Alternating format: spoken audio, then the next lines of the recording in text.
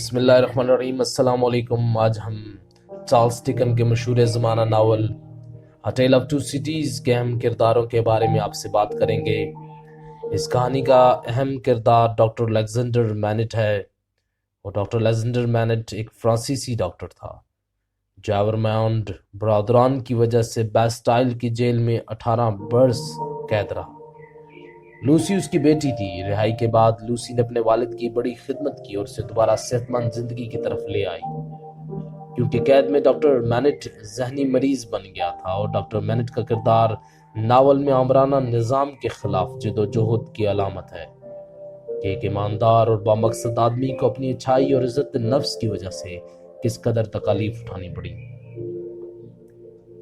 اس novel کا دوسرا اہم کردار لوسی، جو ڈاکٹر مینٹ کی بیٹی تھی، وہ بھی شیرخوار تھی جب اس کے باپ کو زبردستی قید میں ڈال دیا گیا۔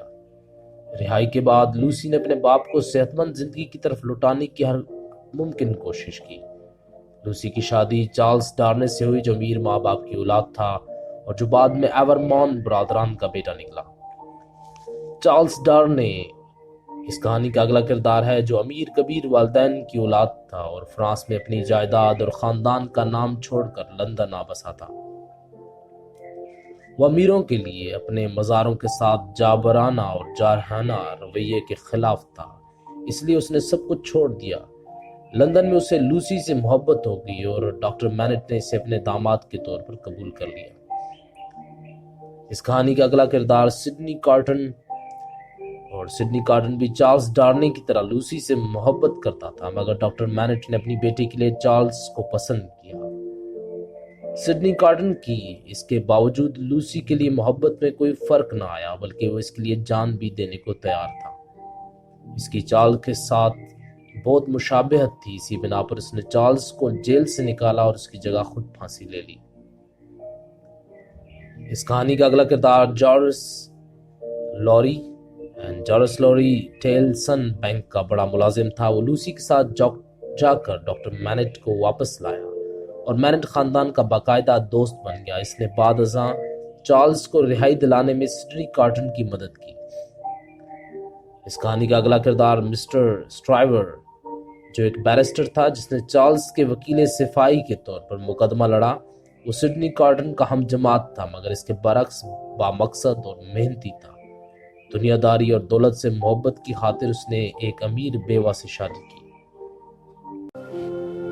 اس کہانی کا اگلا کردار مس پروز ہے۔ مس پروز لوسی کے گھر کی ملازمہ ہے، جو لوسی سے بے پناہ محبت کرتی ہے۔ وہ اگرچہ کم بولتی ہے مگر بھاری بھرکم جسم کی مالک ہے۔ اس کا بھائی سیلمون ہے جس سے وہ بے پناہ محبت کرتی ہے۔ ناول کے آخر میں مس پروز کی مسز ڈیفارج سے جھڑپ بہت اہم ہے، جس میں مسز ڈیفارج نے اپنے ہی پستول کی گولی لگنے سے ہلاک ہو جانا ہے۔ اس کہانی کا اگلا کردار جرمیا کرنچر، اور جرمیا کرنچر ٹیلسن بینک کے باہر ایک بینچ پر بیٹھتا ہے۔ وہ ہمیشہ اپنی بیوی کو برا بھلا کہتا رہتا ہے، کیونکہ وہ سمجھتا تھا کہ وہ اس کے کاروبار کی بربادی کے لیے دعائیں کرتی رہتی ہے۔ وہ قبروں سے تازہ مردے نکال کر انہیں فروخت بھی کیا کرتا تھا۔ اس کہانی کا اگلا کردار ارنسٹ ڈیفارج ہے۔ ارنسٹ ڈیفارج ایک فرانسیسی ہے جو پیرس میں شراب کی دکان چلاتا ہے۔ وہ پہلے ڈاکٹر مینٹ کا گھریلو ملازم تھا، مگر اب وہ شراب کا کاروبار کرنے کے ساتھ ساتھ لوگوں کو حکومت کے خلاف اکساتا رہتا ہے۔ وہ انقلابیوں کا لیڈر ہے اور ان کے ساتھ مل کر بیسٹائل پر حملہ اور قبضہ کرتا ہے۔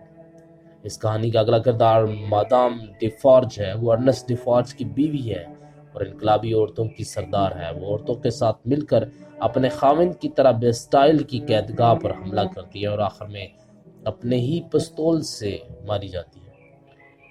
اس کہانی کا اگلا کردار مارکس ایورمونڈ۔ یہ ایورمونڈ برادران میں سے ایک ہے جو ڈاکٹر مینٹ کی قید کے ذمہ دار ہے۔ یہ دراصل دو جڑواں بھائی ہیں، جن میں سے ایک کی وفات کے بعد دوسرا مارکس بن جاتا ہے۔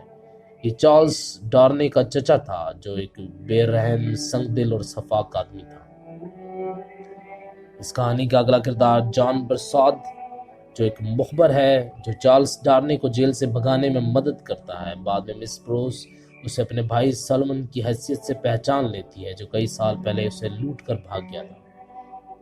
اس کہانی کا اگلا کردار راجر کھلائے جو ایک مخبر بھی ہے اور برسات کے ساتھ مل کر کام کرتا ہے۔